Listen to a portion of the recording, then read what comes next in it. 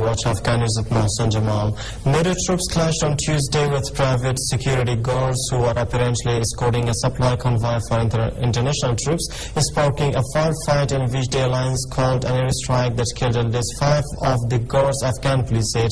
NATO confirmed that an airstrike was called in by a convoy involved in a firefight in the eastern Ghazni province, but it said initial reports suggested the strike was on insurgents. The international coalition said it could not yet confirm anything more about the incident in the province's Gilan district. Zorawar Zahid, the police chief of Ghazni province, said there were no insurgents involved in the conflict, which started some time after dawn.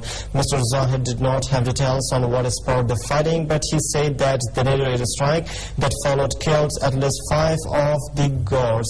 It was not immediately clear if the NATO troops and the guards were part of the same convoy or if there were 2 separate convoys that got involved in the fighting.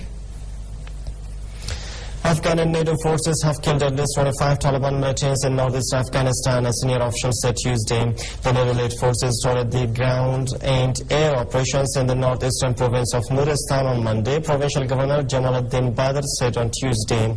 According to the initial reports, at least 25 militants, among whom were foreign fighters, were killed in Bargmatal district, which borders Pakistan, Badr said. The militants had been using the targeted Walagon area in the west of Bargmatal district as a command center, the governor said. He did not specify the nationalities of the foreign fighters killed by but many Arabs and Pakistani fight alongside the insurgents in the eastern provinces.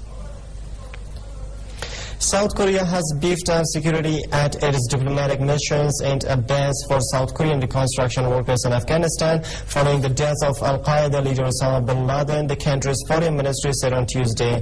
Bin Laden, the mastermind behind the September 11, 2001 terrorist attacks on the U.S., was killed Monday in Pakistan by U.S. Special Force, prompting authorities here to look into severity of South Korean nationals in Afghanistan amid rising fears of retaliatory attacks. South Korea is in close contact with the NATO-led International Security Assistance Force and the Afghan government to guard against possible terrorist threats. Ministry spokesman Cho Byung-jae told a press conference. South Korea currently has some 340 troops stationed in the conflict-ridden country to help protect a team of civilian reconstruction workers.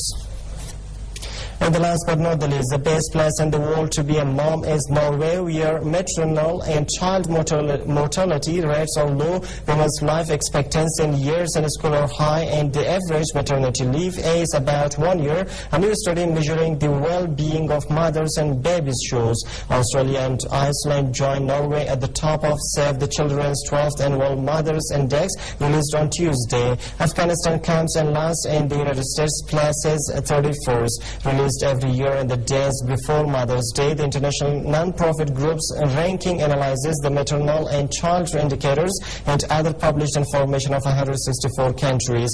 The survey considers Afghanistan the worst place to be a mother, with women having a life expectancy of 45 years and 1 of every 11 women dying in childbirth.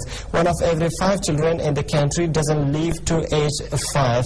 By contrast, a typical Norwegian woman lives to be 83 years old, and just 1 in 175 will lose a child before his or her 5th birthday. Skilled health personnel are present at virtually every birth in Norway, while only 14% of births are attended in Afghanistan. 82% of women in Norway use modern contraception, contrasted with less than 16% of Afghan women. And that's all for now. Thanks for staying with us.